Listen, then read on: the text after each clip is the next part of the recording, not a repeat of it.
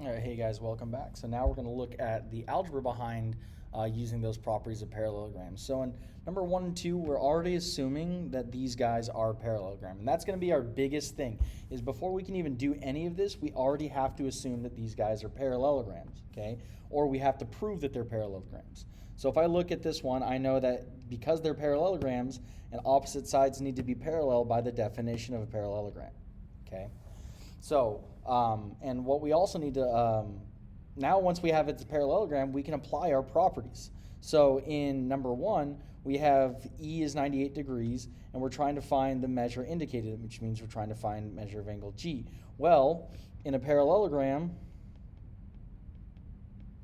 right, opposite angles are congruent, right, which tells me that angle E has got to be congruent to angle G, right? Meaning that if the measure of angle E equals the measure of angle G, and if the measure of angle E is 98 degrees, that means the measure of angle G is equal to 98 degrees. So therefore, measure of angle G, right, is equal to 98. Okay. Now let's look at number 2. Okay, so again, we know it's a parallelogram, so I'm going to put my little arrows to indicate that these lines are parallel. And now we want to go, okay, well, we're trying to find measure of angle M, and we know that measure of angle N, right, is 100 degrees. Well, I have to look at these two guys as what kind of angle relationship do they have? Well, these two guys are same side interior angles or consecutive angles, meaning that they're supplementary. So in a parallelogram, right, consecutive angles are supplementary, meaning that the measure of angle M plus the measure of angle N is equal to 180.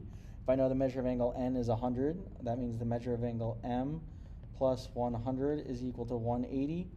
Subtract 100, subtract 100, and I get the measure of angle M is equal to 80 degrees.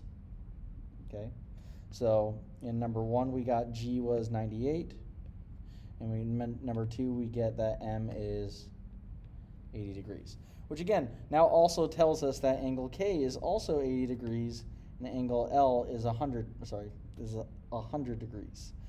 Okay, so lots of different things that we can kind of say now because of this. Okay, in number 3 and 4 we're going to do the same exact idea, except for we're going to solve for x.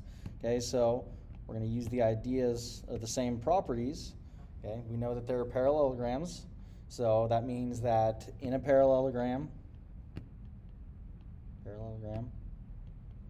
opposite angles are congruent, meaning that angle R is congruent to angle P. Right, the two values that we have of opposite angles are, because we're looking at the two values that we know of are opposite angles, which means that the measure of angle R is equal to the measure of angle P. Right, and since measure of angle R is 2x plus 70, right, we know that that's going to equal x plus 70. Okay, if I subtract 70, I get 2x is equal to x, subtract x, and I get x is equal to 0. Okay, and hopefully you should have figured that out, because looking at this, all right, that means they're both going to equal 70 degrees. There's no way that if I could double one x and have a single of x and then add the same value to it, it would end up being the exact same answers. Okay.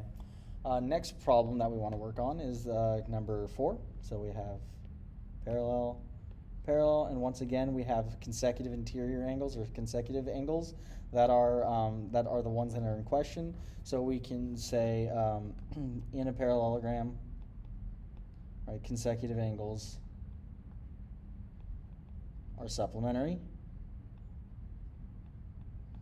okay, which tells me that I know measure of angle L plus measure of angle K is equal to 180 degrees, which means since measure of angle L is 12x plus 7 plus measure of angle K, which is 125, that has to equal 180. Well, again, since just addition separating, we can drop parentheses, and we get 12x plus 132 is equal to 180. Divide by 132, divide by 132. and I get 12x is equal to, what's that, 28? No, sorry, 48? Yeah. 48, divide by 12, divide by 12, and I get x is equal to 4. Okay? And so that's, again, that's how we can use the opposite angles and the consecutive angles algebraically. Oops. Didn't mean to do that. All right, so now moving on, now we're going to talk about their sides a little bit. Okay? So their sides, right? In number 5 and 6, again, we're going to assume, or I'll use orange. Let's go orange. Let's go orange for 5 and 7. Okay, so number 5 and 6, remember that these are now parallelograms, so I can assume that this side and this side are parallel, this side and this side are parallel. Okay. Now, if we're trying to find the segment measure indicated, right, that means that we have to apply something that we have as far as sides are concerned. Well, I have nothing about consecutive, but I do know that in a parallelogram, right, opposite sides are congruent, meaning that DA is congruent to CB, which means the measure of DA is equal to the measure of CB, and since DA is the one that's in question, right, we know that, and CB is 17.7, oops, sorry, that was 17.7, we know that DA has also got to be 17.7. So this measure is 17.7, okay, because these opposite sides have got to be congruent, right, in a parallelogram. We're going to apply the exact same thing for number 6. And again, these are parallel, and we also know that they're congruent. So again, in a parallelogram, opposite sides are congruent, which tells me that DE is congruent to CF, and the length of DE is equal to the length of CF, which means that 10 is equal to CF, or CF is equal to 10. Okay. Number 7 and 8, we're going to do the same thing, just now we're going to be solving using X. Again, parallel, congruent. So again, and always state your theorem that you're using to be able to set this up, because it just kind of helps you figure out which theorems you actually know and remember. Okay, and it helps you remember the theorems a little bit better once you actually put it into practice. So in a parallelogram, opposite sides are congruent, which means that VW is congruent to UX, which means the length of VW is equal to the length of UX, and VW has a length of 18, which is equal to X plus 11, minus 11, minus 11, and I get X is equal to 7. Okay? Same thing, parallel, congruent. All right, and we now, oh, sorry, they're not all congruent to each other.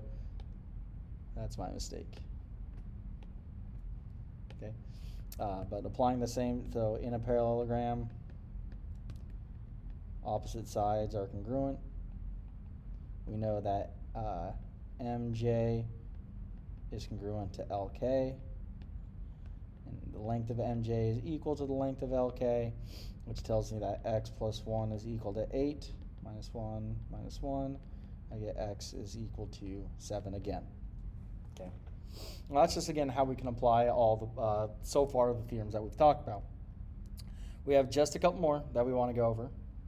All right, for number 9, again, assuming that these are parallelograms. Okay, in here, what we're saying is the length of TV is 48. Okay, we want to find the length, right? I want to find the length of CV. Okay, so again, because in a parallelogram,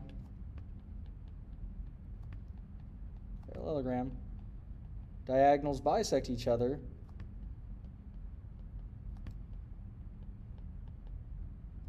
We know, right, that CV, right, CV is equal to TC, or congruent to TC, right? We also know that CV is equal to TC, sorry.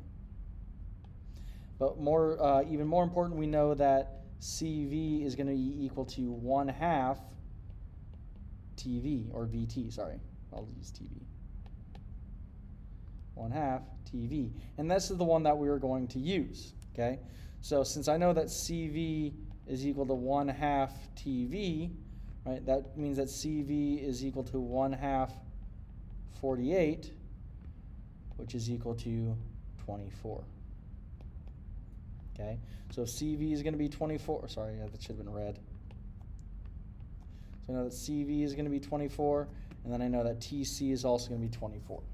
I don't know anything about SC or CU, but I do know about CV and TC. Okay, and I even know that TV is also 48. Okay. Last one. So now we're going to just try and figure out which ones we're going to use in each of these cases. Okay, why is my, there we go. Okay, so again, we're assuming that each one's a parallelogram. In number 10, we've got Vx is equal to 18, right? And we've got Fx is equal to x plus 2, okay? And again, applying in a parallelogram, diagonals bisect each other.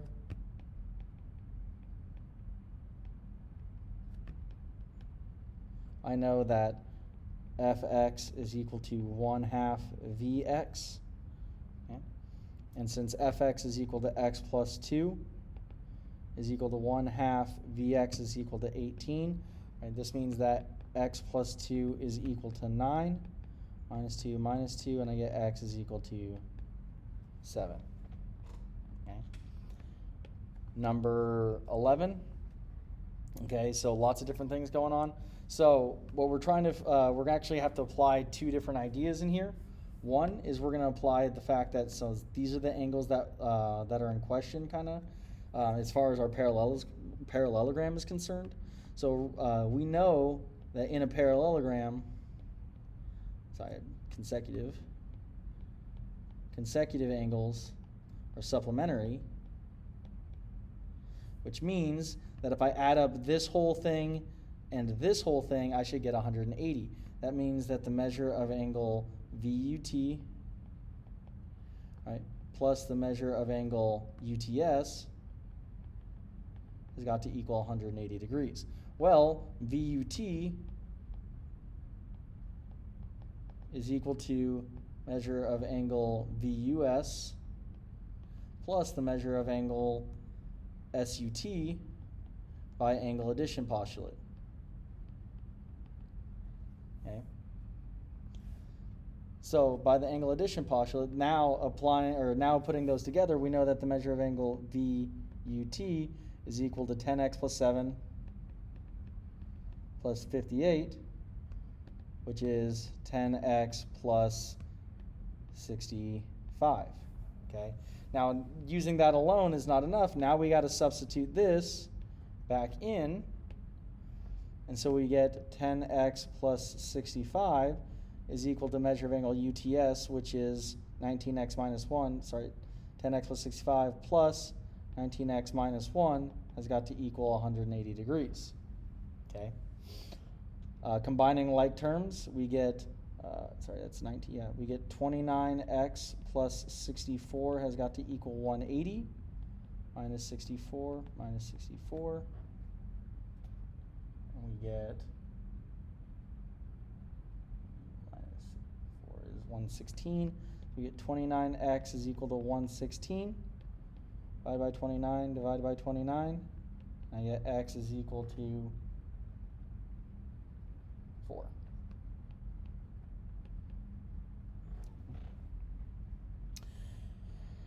And then the last problem is almost identical. Right? Again, now we've got consecutive interior angles. Right? So I know, I should use green here. So now I know that in a parallelogram, consecutive angles are supplementary. Right? That means that, again, I'm just going to kind of shortcut all the measure of angle for this case. actually